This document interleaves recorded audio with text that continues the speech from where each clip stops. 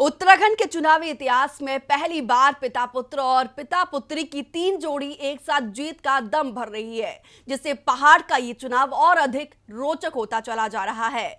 उत्तराखंड के चुनावी तपिश के बीच इन दिनों सभी की निगाहें इन 3 जोड़ियों पर टिकी हुई है। जानने के लिए देखिए हमारी खास रिपोर्ट।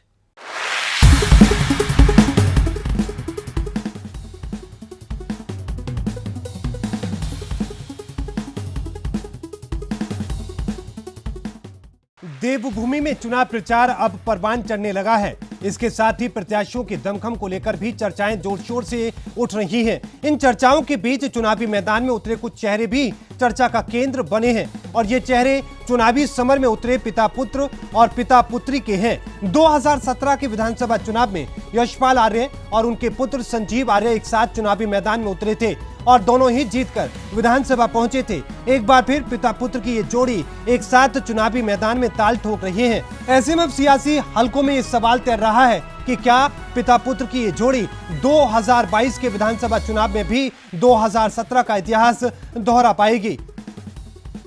यशपाल आर्य और संजीव आर्य के अलावा 2022 के विधानसभा चुनाव में दूसरी जोड़ी हरीश रावत और उनकी बेटी अनुपमा रावत की है। हरीश रावत की बेटी अनुपमा रावत हरिद्वार ग्रामीण से चुनाव लड़ रही हैं, जबकि लालकुआं सीट से हरीश रावत ताल ठोक रहे हैं। इसके अलावा तीसरी जोड़ी दिनेश धनई और उनके पुत्र कनक धनई की है। कनक हरीश रावत सरकार में कैबिनेट मंत्री रहे। दिनेश धनई के पुत्र हैं। पिता पुत्र उत्तराखंड जन एकता पार्टी की सीट पर चुनाव लड़ रहे हैं। पार्टी ने कनक को ऋषिकेश तो दिनेश धनई को टिहरी से चुनावी मैदान में उतारा है।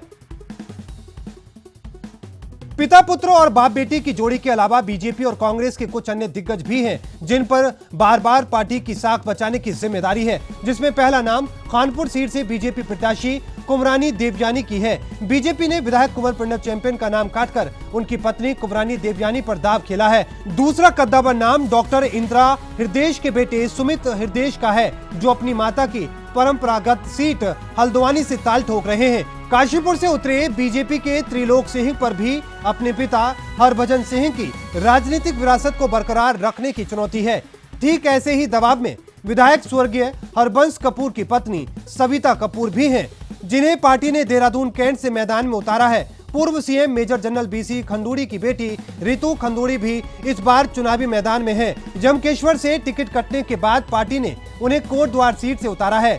काशीपुर से पूर्व सांसद नरेंद्र चंद सिंह कांग्रेस के उम्मीदवार चुने गए हैं। कांग्रेस में शामिल हुए पूर्व कैबिनेट मंत्री हरक सिंह रावत की पुत्र वधू भी अपने ससुर की राजनीतिक विरासत को आगे बढ़ाने की हसरत से कांग्रेस की टिकट पर चुनावी मैदान में उतरी हैं। ऐसे में अब देखना यह है कि चुनावी नतीजे आने के बाद कौन अपनी विरासत बचाने में सफल हो पाता है और किसे खाली हाथों अगले चुनाव का इंतजार करना पड़ता है। Bureau report R9 news.